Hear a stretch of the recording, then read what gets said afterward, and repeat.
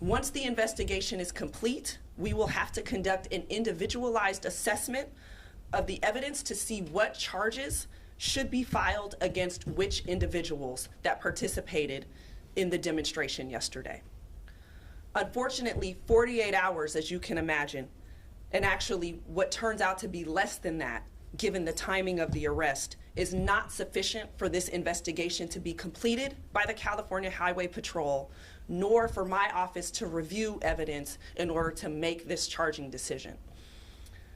I want to make clear that San Francisco, as well as myself as the district attorney, support free speech. We support those who want to make sure that their First Amendment rights are observed and that their point of views are heard. But where we must draw the line is when acts of free speech endanger public safety.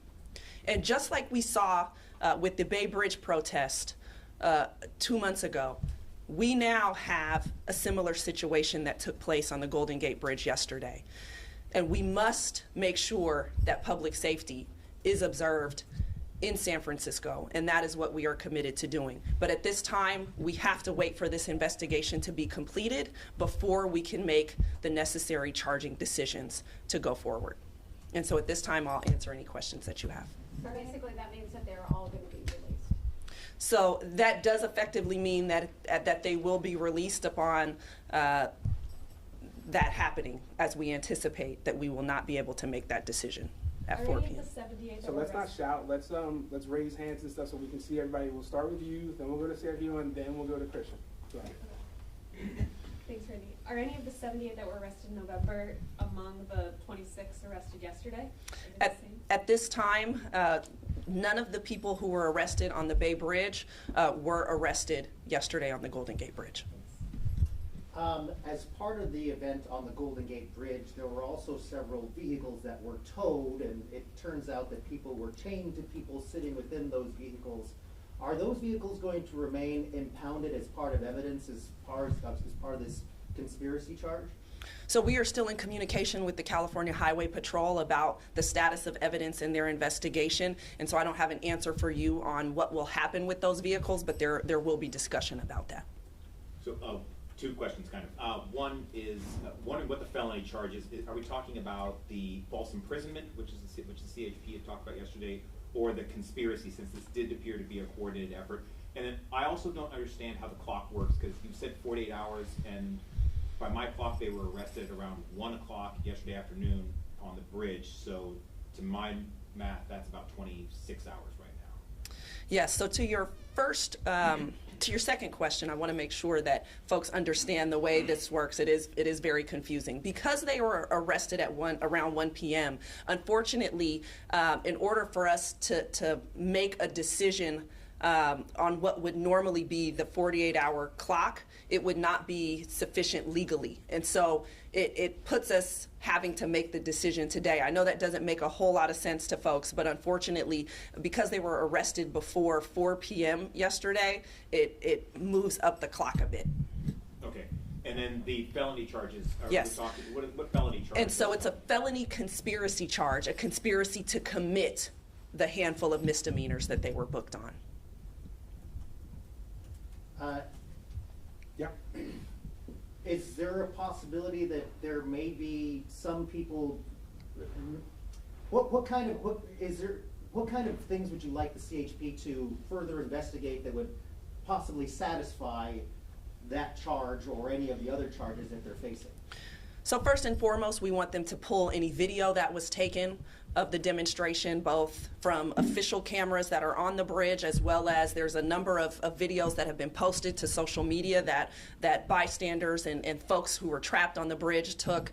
And so we want to make sure that we collect sufficient video evidence, that we have to be able to attribute specific conduct to specific individuals. So what role they played, that they were, one, present, that they were participating, and that they weren't simply an onlooker who happened to move forward into a crowded area.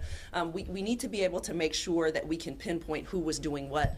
When it comes to a conspiracy, that means that people are working in concert, that they are planning to commit a crime together. And so we, of course, we need them to gather any evidence to demonstrate that planning and that coordination. I'm wondering how your Bay Bridge prosecution informs your prosecution now going forward for a similar kind of incident for those who are involved in the Golden Gate Bridge incident.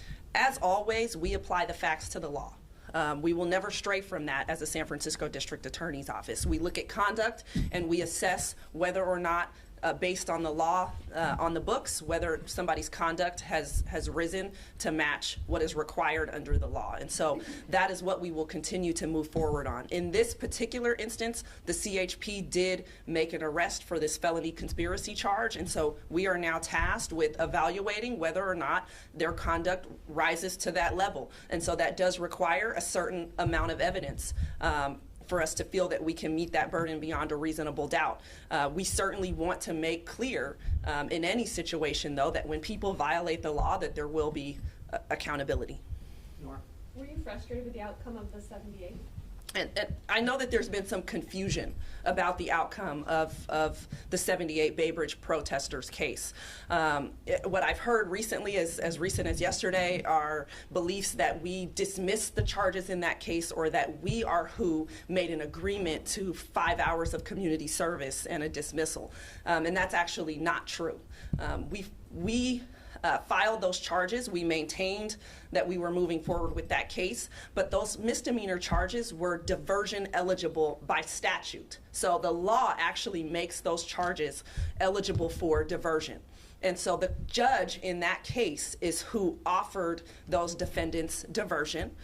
His diversionary offer was that they had to remain arrest-free for 3 months, and that they would have to complete 5 hours of community service in exchange for their cases being dismissed upon that 3-month mark. That was not an offer by the prosecution. That was an offer by the judge, which they accepted. And so we played no role in that agreement that was formed between the court and those defendants. Certainly, I know that people feel as though that is not sufficient accountability, and I do understand why people would feel that way.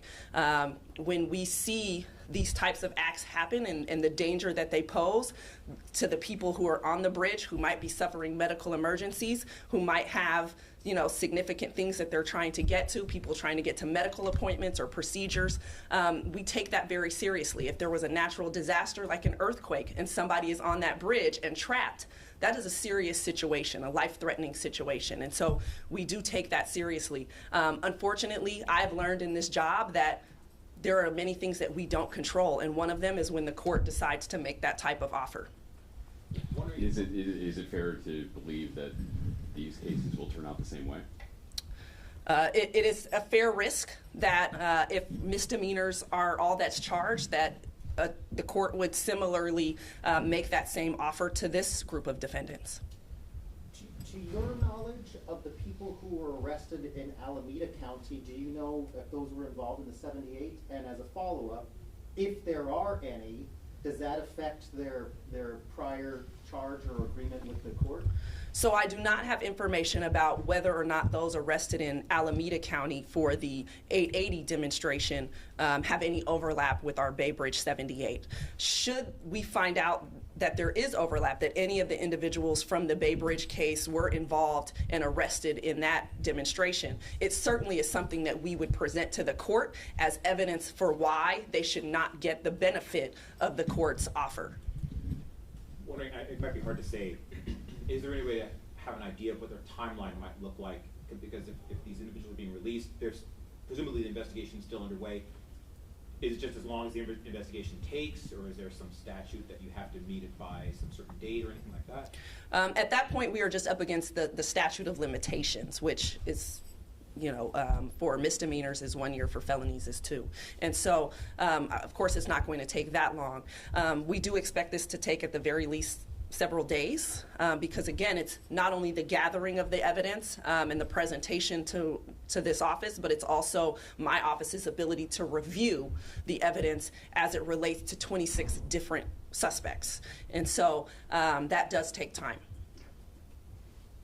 Does this allow for a stronger case as you move forward in these prosecutions? Certainly not trying to rush to judgment right now does allow for a stronger prosecution, because it allows for the investigating agency to provide us with more evidence than they otherwise would be on this short time frame. And so we always want to make sure that rather than rushing to just give people an answer right away, that we gather everything that we need to in order to build the strongest case and to make sure that the charges that we file are actually appropriate and will proceed through the court process without any issue. Presumably the felony charge in this could lead, this gentleman here was asking about whether we might see a similar outcome if there was a felony prosecution on this for conspiracy. In other words, if they acted in concert with those in Oakland and other instances we saw across the nation, and it was this effort, we could see something different in terms of sentencing, because that could be, it's a wobbler, but it could be charged as a felony, yes? They certainly are facing a potential felony charge right now. Again, as you may have seen in other cases, we still have the ability for a judge to make their own plea offer to a defendant. They would have to make an offer on that felony charge in order to sort of place a deal in front of the defendants that would require them to plead to that charge. But nevertheless, the court could still make that offer. The other risk is that the court has the power under the law to reduce a felony to a misdemeanor that's a wobbler. And so we would, of course, have to make sure that, again, we're presenting sufficient evidence so that the court understands why this charge should be a felony and not a misdemeanor, and why it should proceed that way. You mentioned that there's the statute of limitations of a year for misdemeanor and 2 years for felony. Since the conspiracy charge is the potential felony here and the rest are misdemeanors, how does that work? Is your statute a year or 2? So I said that because in general that would be the timeline we are on. This will proceed much faster than that. But certainly we would have to abide by what is the lowest amount of time, the least amount of time. And so we would always go with, you know, the shortest window of time, which would be the misdemeanor, in order to file everything. So we had the protest 2 months ago in the Bay Bridge. We had the protest yesterday. There's been heavy criticism across the country. What would you say, I know you mentioned it message-wise, but what would you say to those people who may be planning another protest blocking a bridge once again? I would say that look, I understand that people are passionate about issues that are going on in the world right now, and they need a venue and a vehicle for that expression. But they have to express their views in a way that is safe to the public. We are not going to allow people to endanger other members of the community and of our society in order to express those views. When you cross that line, we have to have accountability, and we will in San Francisco have accountability when people cross the line when it comes to free speech that puts people in danger and in physical harm. And so I would just say we are a city that embraces your First Amendment rights. We make places like the Civic Center and in front of City Hall, and we even make possible marches through our streets downtown with the help of the police to make sure that those who are demonstrating are safe and that the overall public is safe. Use those forums because, again, we are a city that will provide those forums that are safe and that are lawful. But when you cross the line of the law, we do have to do our jobs. Is there any concern that people who are stuck in these events as they continue will begin losing their patience, thereby putting some of these protesters in danger themselves? I think we've already seen that across the country. I mean, we're not the only place where these demonstrations are happening, and we have seen those who have been trapped on these roadways get out of their cars and start to become violent with the demonstrators, and that's something that we don't want. We don't want to have a system of vigilante justice. We don't want to have anyone get hurt, not a demonstrator nor someone who's been trapped, and we don't want to put people in a position where they feel that that's their only recourse. We have to allow, again, for people to have safe passage to be able to move on with their daily activities while still affording people the right to free speech. But we certainly don't want to, as a government and as law enforcement, be derelict in our duties in a way that puts people in that position. Do you worry that people are critical of you and of the law enforcement agencies for potentially doing that? I certainly have received a fair amount of criticism for charging the individuals in the Bay Bridge case. I expect to receive the same criticism here if we do file charges. But again, I have a job to do, and that's to protect the public, and it's something that I take seriously. This isn't about taking a political position on any particular issue. This isn't being for one side or against another. This is simply making sure that I do my job to enforce the laws here and to keep people safe. And again, there are lawful, safe mechanisms for people to provide their expression on these issues, and I'm all for that. But again, when you block people on a space like a bridge where they cannot get to what they need to do, where they can't have access to emergency services if they need it, restrooms, all sorts of things, that's just taking it a step too far, and it does then involve law enforcement. Last question?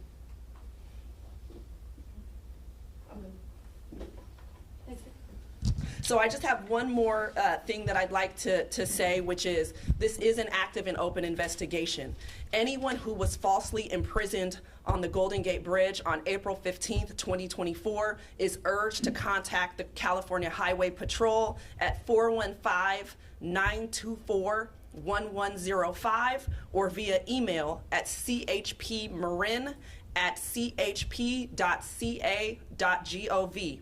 and provide them with a statement detailing what happened to you and with contact information so that you can be reached as a victim. You may be entitled to restitution and have other victims' rights guaranteed under Marcy's Law. That's what we call bearing the lead. I mean, all right, cool, thank you. Thank you all for coming. Appreciate your time. Thank you. Thank you. Thank you. So just to be clear, what you said, so anybody who was like behind the blockade, they're entitled to I mean, they're actively looking for They people should who follow. file a report. They should contact CHP Marin